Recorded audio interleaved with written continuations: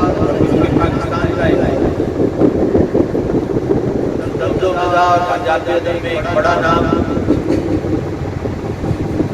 बरकत अली यासीन मरहूम के साहबजादे और मीर राही मरहूम के भाई जनाब जुल्फी बाता जो